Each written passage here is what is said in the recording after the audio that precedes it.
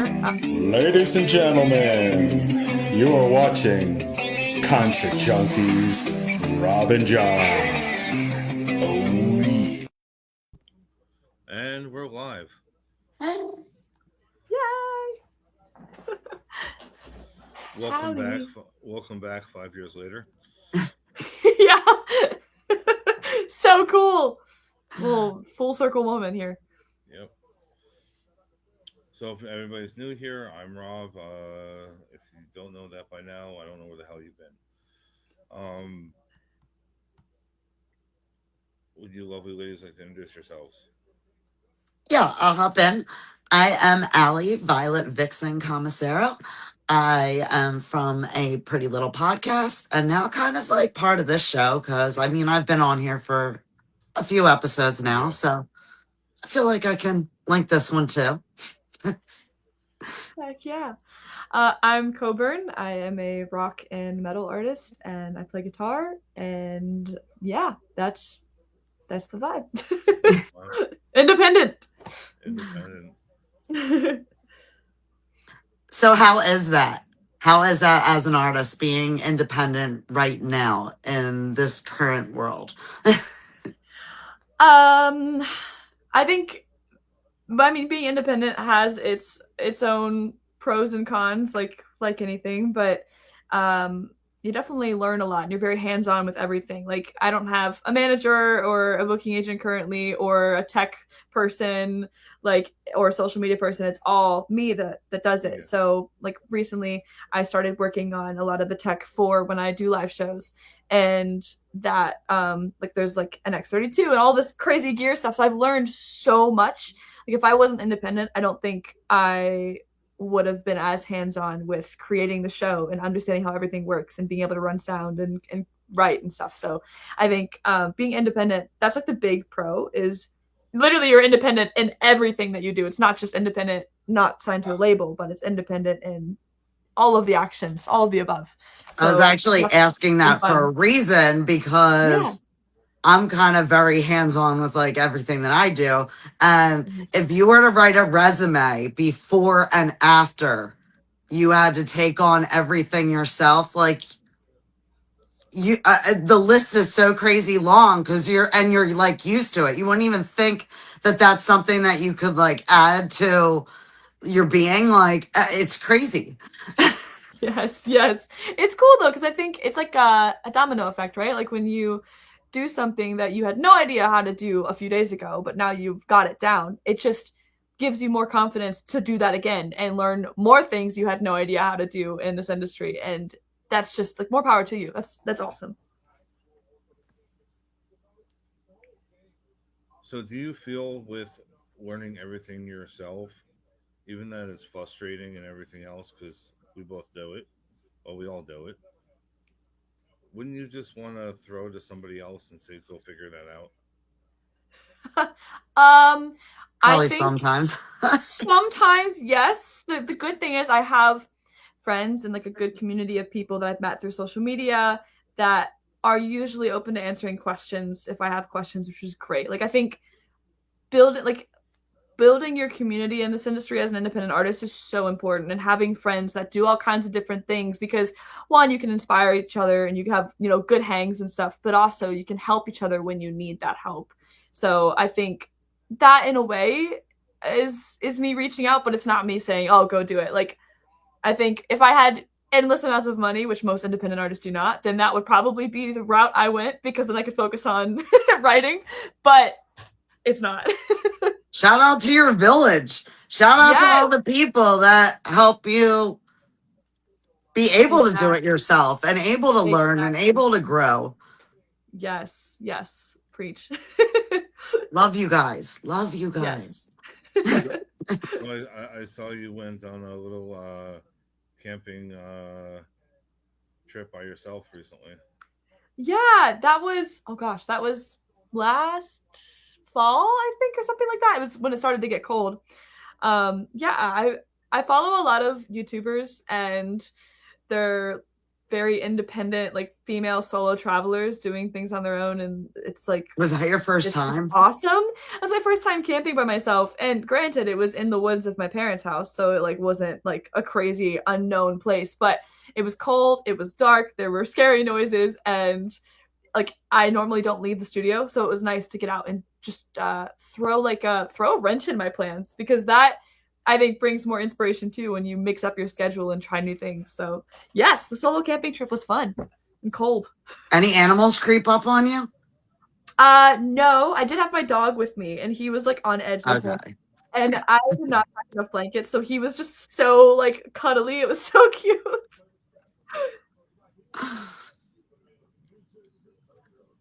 So I'm so excited. I just want to know all about the music, all about the new music. Let's start with what you've put out, because the last couple have been just bangers, and I want to Thank hear you. about them. Yeah. So I want to say 6 songs, but that might be incorrect. 5 or 6 songs out right now. It started with the song Super Ugly. That was the first one that we put out. And that one was less heavy. And then we had a few not heavy songs. And then the last song that I put out, or the one before that, was really, really heavy.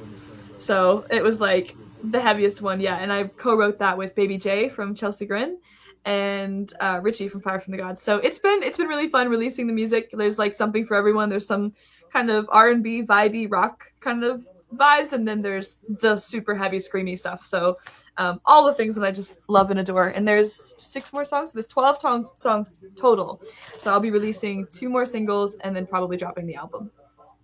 So out of them, which song out of the songs that have released and out of the songs that are being released, what song do you feel best describes you as an artist right now?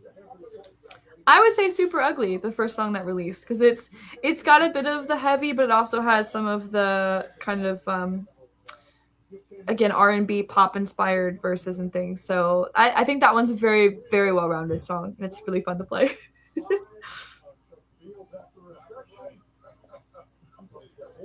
I think I hear a TV.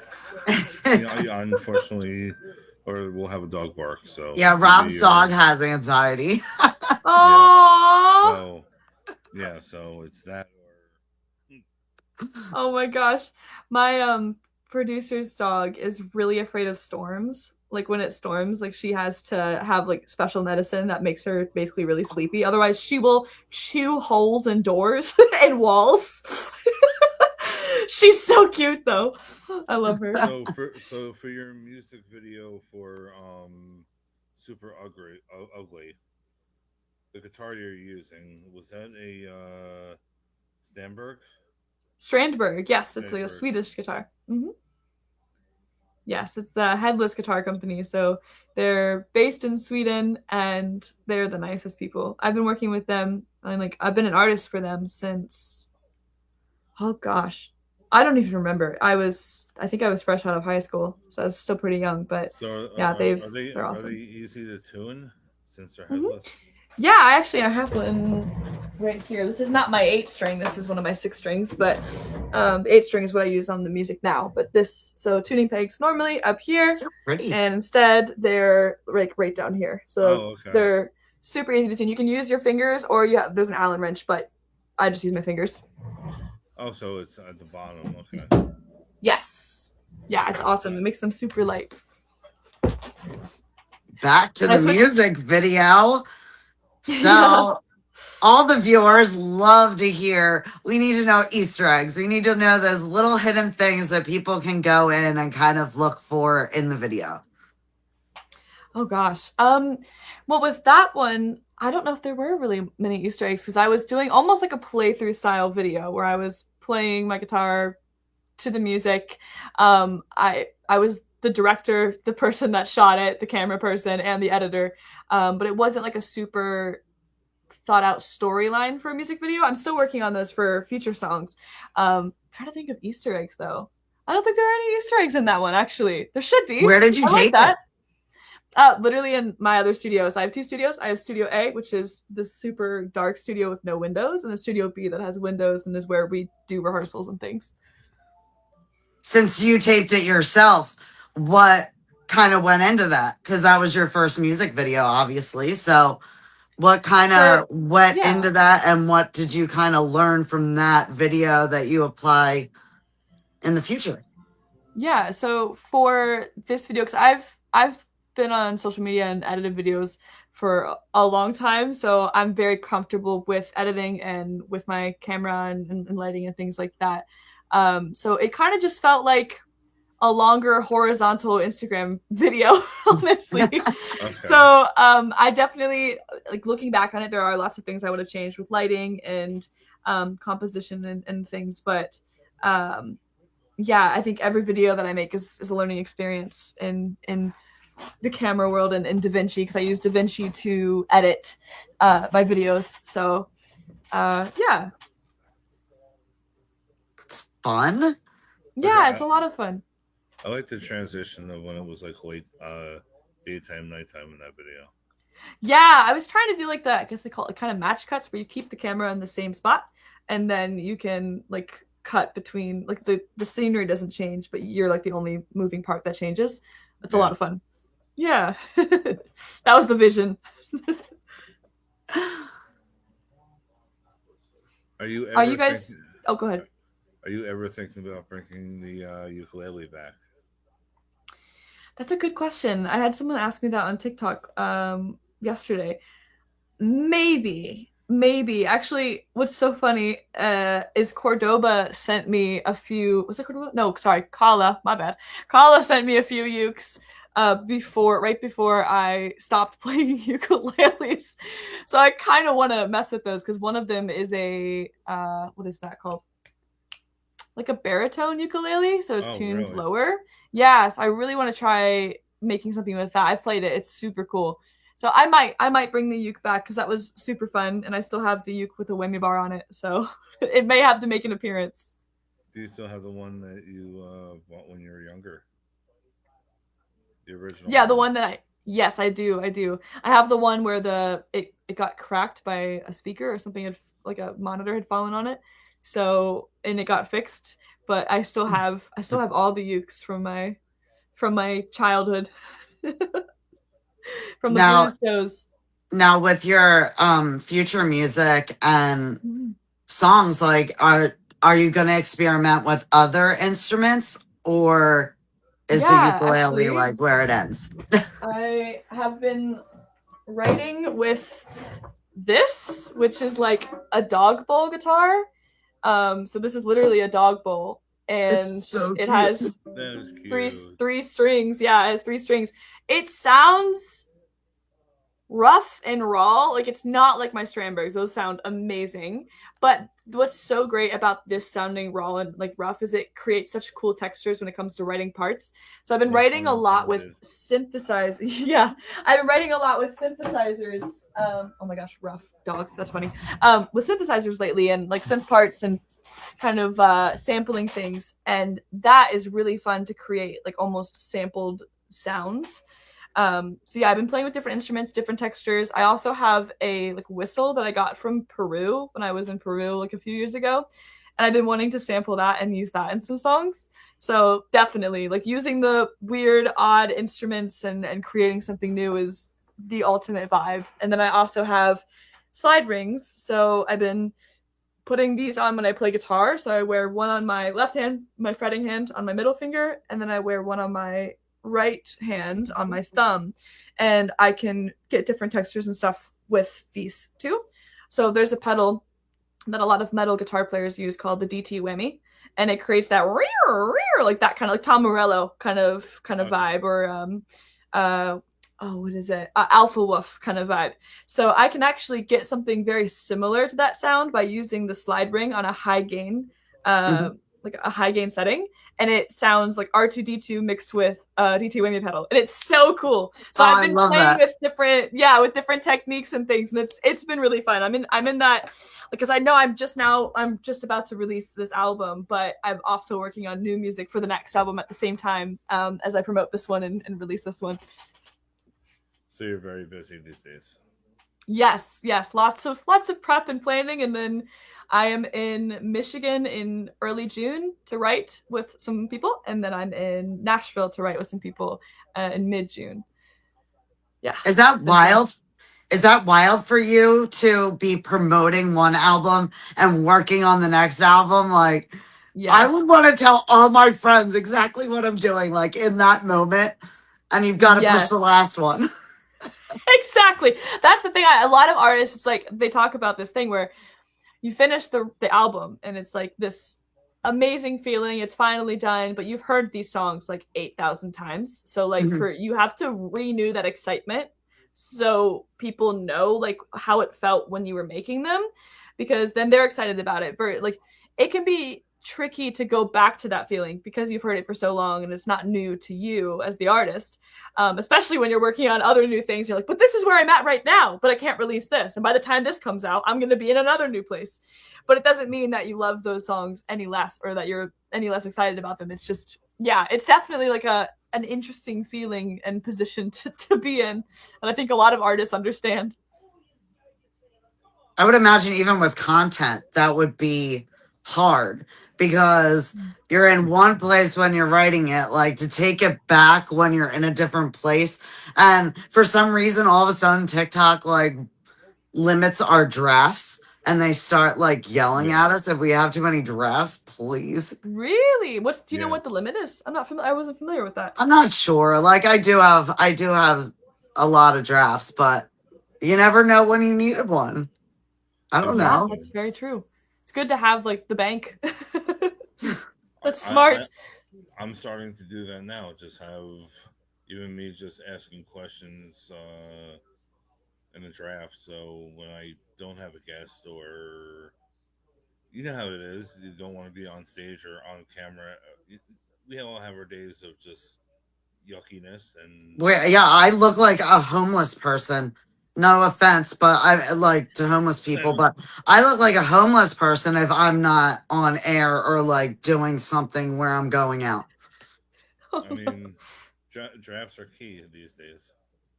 Oh, it's like mismatchedness, like loud, obnoxious, just pajamas all day. No.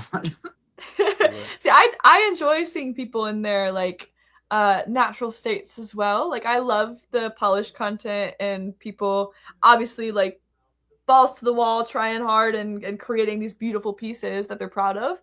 And then I also love to see the sides where it's like, oh, they just crawled out of bed and this is the real them and this is them talking about something they're facing or growing. Like I had a conversation with someone recently where we talked about like, would you rather see someone who's got it all figured out on social media and is like perfect, or would you rather see someone who is struggling through it and still learning, but they're documenting that process? Like which one is more interesting to you? Definitely the process. It's definitely the process. Like most people want to see like, because if you wait to be this perfect version, then you're missing out on capturing all of these cool moments over here of, you know, oh, I'm struggling through this. Like I'm just facing this right now. I spent a lot of time trying to be that perfect person. Here's the product, here's the end goal. And I'm like, actually, I have so many videos of me creating things, or it's messy, or I'm not wearing makeup, but that's actually really interesting, and that's the real human behind it. Especially in a time where there's AI and everything on your feed is fake, basically. Like my friend Sophie, she posted a video today of this AI guitar player that was playing her riffs and things, and it was this woman that was obviously fake, but playing her riffs and had thousands, millions of views. And she's like, I'm so done seeing people. Oh no, somebody just asked me today how that's so crazy you just brought that up, because somebody just asked me today, how would I feel if somebody used one of my photos from Instagram and made a video out of it, or even a dirty video? Like how would I feel about that? On and Reddit, like, someone did that to me on Reddit. There were fake images of tits that were not mine on my body on Reddit, and people were like, you know, you have nudes on Reddit, and I'm like, in what world? And then it was all AI images. There are people that are abusing that for sure. Anyone with purple hair, all of a sudden I get messages that there's like something inappropriate. I'm like, I don't look like every like purple haired girl on the internet. Like if they have tattoos and purple hair, like all of a sudden it's me. Oh, jeez. Or red hair. I get categorized in the redheads too. I'm like, it's not even Oh my red. gosh. That's wild. That's wild. I Oh haven't my had red goodness. hair in a long time. I don't have to worry about that. I'm bald, so I'm good on that one. I don't have to worry about that for nothing. Yeah, you're not going viral for like hot redheads and lingerie. I mean, And if you did, that would be interesting. We would need to talk about it. no, I mean, you want to leak something that's not me? Go ahead. I don't really, I don't care. I would care as far as my son. Like, I have a 13-year-old. Like, I would care for his sake. But honestly, like, I don't know. Like, anybody who knows me or watches the show or follows any of my social media or any of it, like, knows I wouldn't do anything that To quote would Jerry, embarrass my kid. to quote Jerry Maguire, "Show me the money." I mean, if you're gonna, all right, I get a cut of that. Okay, cool. I mean, I don't hide nothing, but yeah, for somebody to AI me as a superhero or having boobs, whatever. I don't care. They better make mine like real weird because my friends are like brutal and they're real good with the internet and like PI like status. So like if you're going to fuck with me, like you better make it weird and like make it worth it. Cause like my friends are coming for you. That's Like, amazing. I'll bring this up. This happened years ago. There was a MySpace page of me being unalived. I never know who it was. What It the was heck? It was high school days. So, or like after high school, that time frame when MySpace was a thing. Yeah, so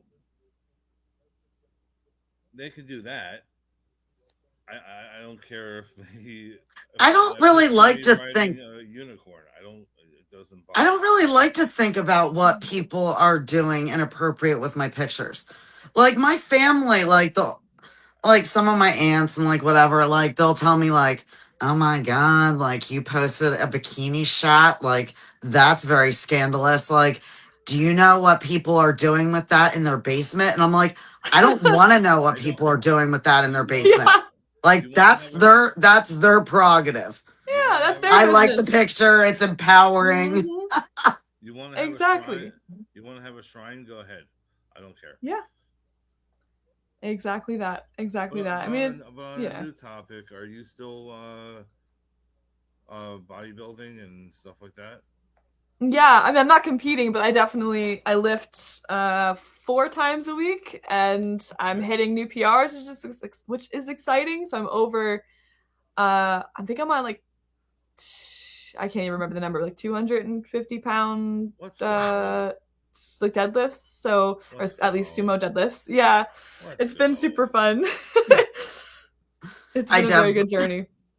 I definitely thought you were gonna ask her how many fans have shrines of her. Like you hopped in there real quick with that, and I Hold on, let me definitely run the numbers. Just kidding. That would be the No. answer. There would be an answer to that. I don't know. well, Yeah, but Dave the lift, and Mike, Henry. the lifting is awesome. I'm actually my coach. He's based in the UK. He coaches my other producer George, and his name's AJ, and AJ runs this thing called Fit for the Pit. So um, it's like a platform for musicians and crew members and people that are on tour or people that are just fans of like the alternative music scene. Nice. And he trains and has amazing like resources for people like that or that are in that community for like training and working out. And he has literally changed my whole life, like the way that I lift and the way that I eat. Like it's amazing. So shout out Fit for the Pit because It's great. Now we have Giuseppe from Devil Wears Prada and Jacob Umansky from Intervals, and so many heavy hitters that are joining that community. So it's been cool to see it grow and be a part of it. Now, do you do that like online? Like, does he do a virtual like training with you? Yeah, so it's through this app. Can't remember what the app is called. Hold on. HubFit.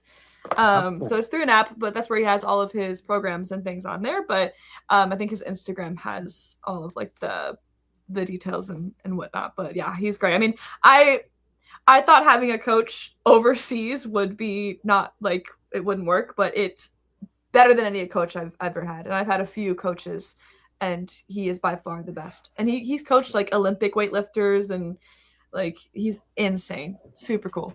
So what is your go-to cheat meal then? I don't really have cheat meals, honestly. Like I just eat what I want, because I mostly what I crave is stuff that isn't like super bad.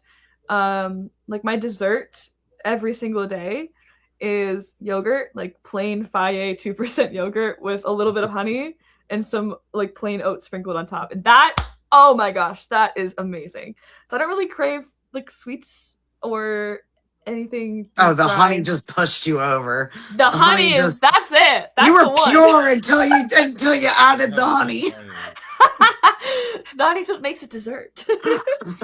So yeah, I don't really have cheat meals. I do love a good like unsweetened like matcha boba. Oh my gosh, that's good.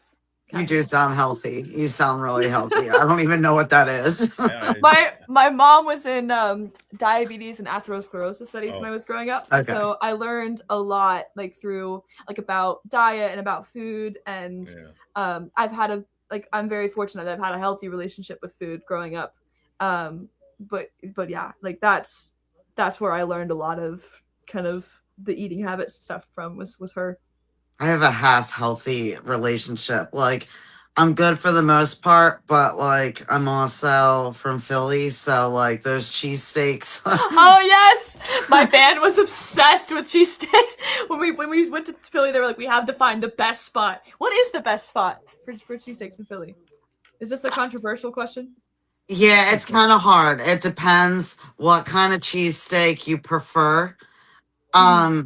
If you want like a Philly classic cheesesteak, like you could hit up any of the spots down on South Street. I mean, like Gino's is known, Jim's is known. He's gonna start shaking his head. I can feel it because I'm naming all of them. Yeah, I'm just throwing them all out there. What's the other one? Pat's. Like those are like the main like tourist spots. But got it. I mean, the place right down the street from me, which is in Bucks County, like Nico's in New Britain, their cheesesteaks are on point. Okay, I'm making mental note from when we come back there. No, like I'm from Jersey, so we have fat sandwiches. Is that like that's a Jersey staple? I'm not familiar with that. Yeah, what is happening with the fats? I would love to have one of those. They just sound good. Well, I'm in. They had to change names of them because of whatever, but it's a chubby Sandy. No, there is a chubby Sandy actually. There's what do you call it? I'll say it on here because I don't care because that's the original name. It was called a fat bitch, but it's Jersey. It's Jersey. I expect that. So it's literally 2 hamburger patties, French fries, mozzarella sticks on a sandwich. Oh my gosh! Sounds like a heart attack, but like yes. Yeah. You have to watch the episode. Man eats food. Man eats food. There's I feel like they ate that on the Jersey Shore. So did they? I'm a couple minutes from Rutgers, so they used to have it's called the grease trucks. So they have sandwiches that have French fries on it, mozzarella sticks, chicken fingers. You never get it with you never get it with. Are grease trucks like food trucks? Yeah, that it was. Yeah, it was. But they moved them. Using all this slang Jersey language, Rob. Yeah. But I'm saying there's certain places Them that still Johns. sell them. They still sell like still like if you go to a Stewart's, they still sell 'em. And other places, it's you're not I'd gonna be like able to have one of them. you're not gonna be able to eat five of them, but Yeah, that sounds intense. you eat five of them. You got one named after yourself, and I think a T-shirt or something. Like I could do probably I could have an alley sandwich. yeah if you eat five. Dude, I'm small, but I'm mighty. Yes, alley sandwich. Let's go. Yeah, so like the grease trucks. It was, Like if I have some people there cheering me on and like realizing why I will probably look like I'm pregnant afterwards, like I'm good. I think I could do it. yeah, there's. I gotta find out where they have it in New Brunswick still, but Rob, let's take this on the road, man. We could film it. I could be there in like 15 minutes. That's There you go. amazing. Yeah, Oh my that's gosh. yeah. Literally, of course, they do have a vegetarian option, but if you're gonna do it, yeah, it's 2 hamburger patties, French fries, and chicken strips, and Sounds like a lot All of the protein. goodies. Yeah. all the goodies. I gotta Oh my find. gosh. Aaron's over there like, I eat healthy. I'm learning new things. I mean, you can make it your own at home, but it's not the same. But Interesting. I just saw a recipe for I do follow some of the like the bro lifters on on Instagram, and they're always making these like high protein meals, and one of them was making I actually had a Tinder date make me this one time. It was pasta, but like Alfredo pasta, but he used cottage cheese and like I think he added some cream cheese, some more cheese on it, and then he did like a bunch of chicken, and it was protein pasta. But the You had cottage me a cheese, cream cottage cheese. cheese is like cottage cheese is super high in protein. I just can't it stand is. the texture of it. It's but it's good to use for like protein sauce, I guess, in pasta. So I'm like, maybe I'll try that myself because it was okay. Well, Cream It was cheese okay. is good in anything. Like but that just Yeah. If you blend everything down, That's the thing is blending it. You have to blend it really well, and then you can add some. because Mhm. the curds and like I could eat Yeah. it either way, but I'm saying the curds. Oh, I hate that word. yeah, that isn't a good word. That Like word I is can almost deal as with bad the as word moist, but like No. curd, I don't know about that one. Like that just Oh made my me god. cringe. That's what it is. Just like if you put that together and just say moist curd, that's just Fine. we're done. We're done. Emotional, damn it! Emotional. Oh my god. Oh my lord. That was good timing. They just said both the no words. I mean, Amazing. Rob doesn't even know what to say. Go ahead, Rob. What are you gonna say after moist curd? Say what? Yep. That's amazing. I want one of those things. The Steam Decks. Those things are great. Oh my gosh. All the buttons. I love that. Sometimes I forget people have word triggers, or words they don't. Word triggers. Yeah. I mean, I can deal with those. Just like it just does not bring up a fun image in my mind.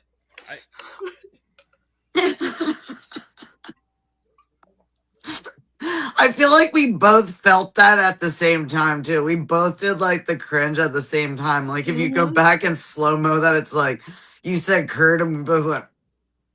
Yeah. Is there another phrase for it that Cottage cheese. You can just call it cottage cheese and everyone knows what it looks like. Yeah.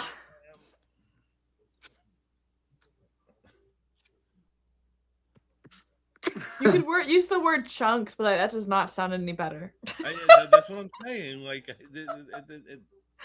That chunky white stuff.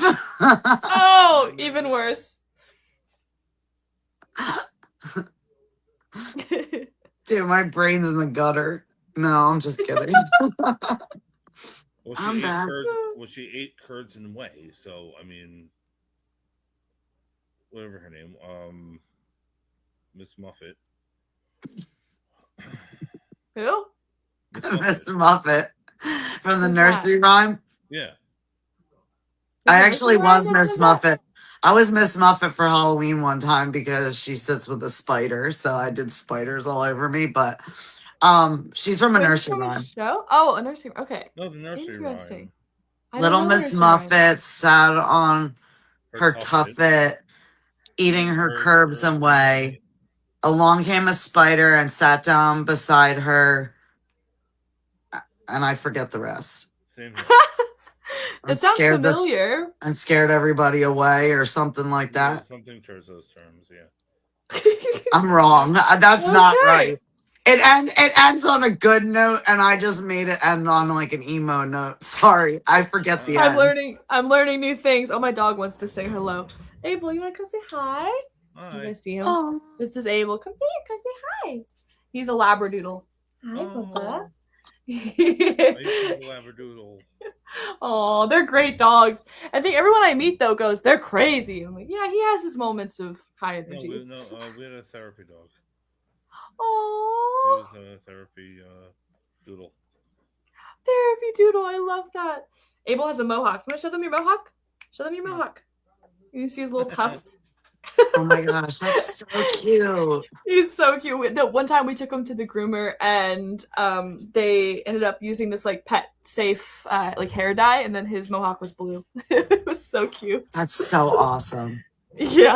I wish I have like a little like long-haired chihuahua, and she's like too bougie to let me see if she do you want to make an appearance? Oh my gosh. Oh my god, my heart just melted. Yeah, I know. I was saying you were too bougie to get your hair colored, but oh my god, the way she looks at you too. She's like, hello. Oh my gosh. She loves the podcast. She loves hearing everybody's voice, and like she has to have her own chair. Like she's committed. Have you read there's a book series called Dungeon Crawler Carl? Have you read the book series or have you heard of it? Oh my god, do you guys play D&D? Or like do you play Baldur's Gate? No, I know about all of them. I support it. I'm just not good at it. I'm not. Oh, it's so fun. What was the name of that first thing you said? I'm writing notes. It's called Dungeon Crawler Carl. It's a book series. My dad got me hooked on it. I'm obsessed. But I have played Catan.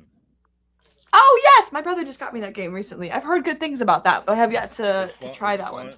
It's fun, but you will get into arguments. Oh, that's fine. I get into arguments on Baldur's Gate, so I'm used to it. But this book has this like cat that's basically like a little princess, and it's the main character's like right-hand man essentially. And I don't know, it's just this little dynamic with the dog, and it just reminded me like you're the main character and you have the your little sidekick. Sidekick, that's what it is. So cute. Oh my gosh. You're my Robin. Adorable. Yeah, I played I think I played D&D once, but my thing was you had to play land before you had to do. It was just aggravating to me, so we went to something else.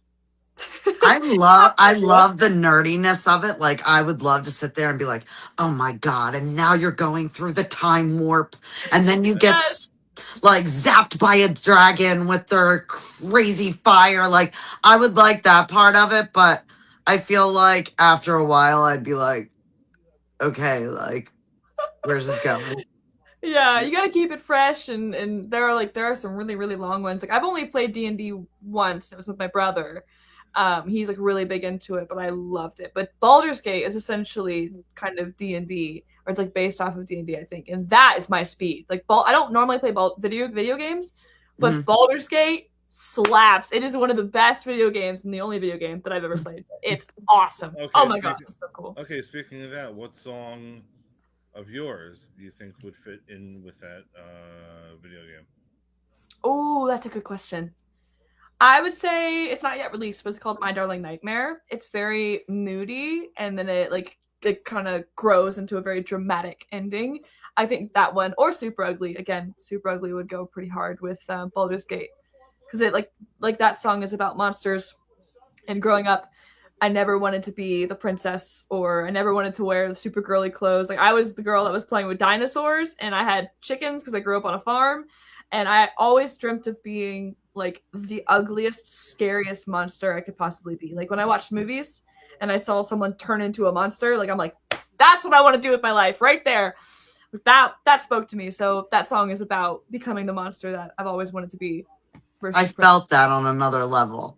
Yes, let's go. Like, 1 second I'd want to be like the pretty, like, kind of princess, but then I'd always turn into the zombie princess. Yes! Like, I was the same way. The twist, exactly. Plot twist. Yeah. I love that. So will you have any crazy monsters and like crazy makeup and all that in any of your upcoming videos? Maybe. I'll have to see what I can pull off, because if it's just me, I'll have to see. That's possible, though. It's possible. If you could feature with Northline, would you? With Northlane? Yes. Oh, absolutely. They're like one of my favorite bands. I love Northlane. Even with the new So singer? much. Yeah, absolutely. Marcus? Yeah. Oh yeah, I think Marcus is awesome. I saw him live. Like, actually the only times I've seen Northlane live has been with Marcus, and I'm there. I didn't know about Northlane before Marcus, so I thought that was just, I thought he was their singer all along. But I saw yeah. them. I saw them May 3rd at Starland Ballroom with Dayseeker. Oh, that's so cool. How was it? It was packed. It was good. Nice. Yeah, I haven't seen Dayseeker yet. No, they were good. I didn't. I was there to the end, but I didn't. I moved where I was side stage left where they come out. So I was. You need to start wearing a security shirt and just stand over on side stage. That's where I end up anyway. Yeah, but you gotta just get the t-shirt. I might have Play the role. Just get like one of those like cloth, I forget what they're called, lanterns. Oh yeah, the lanyards. Lanyards. I always say that wrong, and then I sound like an idiot, and I'm like, But anyway, like, get a lanyard and put like event staff or something, and just go in. You're like, oh my god, I didn't realize that this wasn't blah blah blah. Yeah. I thought this was Target. I mean that could work. But I was security for a parking lot show. Oh my gosh. No, I'm normally, what do you call it? Because I'm normally at Starland a lot, so I normally at where they come from backstage. I'm normally on that side over there. We could do a whole thing that we could put on TikTok. Like, have you seen those? They like color your beard within a minute. No. Have you seen them? We could give you a black beard in 1 minute, Rob. Put your event clothing on and nobody will know. I like my salt and pepper, though. I understand, but you go incognito and you could wear your event t-shirt and get everything, and you could have met Dayseeker. He was 2 feet away from me. I got a photo. Oh, that's wild. See, I'm not that person. I wouldn't have been able to stand there. Like, I remember I was at this event with T.O. and like I just wanted to say hi to him. Like, I just did. The Eagle. Yeah. And so I like tapped him on his shoulder and he was really nice. He gave me deuces and like said hi. But I remember everyone like, don't talk to him. don't talk to him. Like, he doesn't talk to anyone. I'm like, but I really want to. I'm like, I'm going to. Like, I'm just, Thanks. I'll wait for my moment, but I'm going for it. Yeah, I mean, absolutely. I would have been tapping Dayseeker on the side of the. You were I- close, Rob. You were I- right there. there was no way of me reaching. His security, Stretch. his security was right there. He was there all night long. You could have fit right in if you'd been wearing your security shirt. Boom. They'd be like, "Who are you?" I might have to try that next time. That's awesome though that you got to see them live. Yeah, North Lane puts on a really, really good show. The first time I saw them live was overseas in the UK, and it was when I was recording with George, and he was like, friends and I were gonna go see North Lane tonight, and I was like, who? And that was the first time I discovered them. And I was like, this is awesome. Okay, so you said you had a meeting at 8. 8 o'clock. So Yes, I do need to make sure I don't miss that. Rob, do you want to go or do you want me to go? Oh, you can go. Okay, I would like to know, what does success look like to you moving forward? I think success in this industry and to me looks like staying true to who I want to be as an artist and not compromising on what I think will get more views or more likes or more listeners, and just staying true to what I want to create. I think that is what success looks like. As long as I can stay on that path, I'm happy. I feel successful. Well, I don't know which way this is pointing, but guys, this is what success looks like. And this Love way. it. I'll do to you too, Rob. Yeah. Success. You're so sweet. You guys rock. So we have about 2 more minutes because I know that you have to go. Yes. I ask this every episode, and it would feel not right to not ask this question. I know Okay. I asked you this 5 years ago, but I'm asking you again. What do you want to leave as your legacy as a person? Oh, that's a big question. I only do big questions. Okay, I like it. I think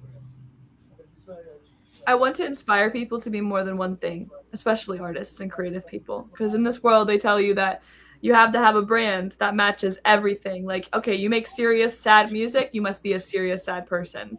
Like, you make happy, bubbly music, you must be happy, bubbly all the time. And I think people forget that there's a human behind every artist. And I want to leave a legacy of being able to be that person that makes heavier music and rock music that may be like, oh, the face doesn't match with the music or that kind of thing. I want to inspire people that maybe don't look like what they sound like or don't look like what they make to just make what they want to make anyway. And yeah, I think that's what I want to leave behind as inspiration. And real quick before we hop off, where can fans see you next? Yeah, so you can follow me on all streaming services under Coburn, all social media under Coburn Official. It's COBURN. And I will keep you updated on live shows as well. So hopefully, I think next year we're aiming to do some tours. Yay! Yeah. And make sure you follow her because she's releasing new music. You've heard it here. It's all coming up. So follow her or you're going to miss out. Thank you so much.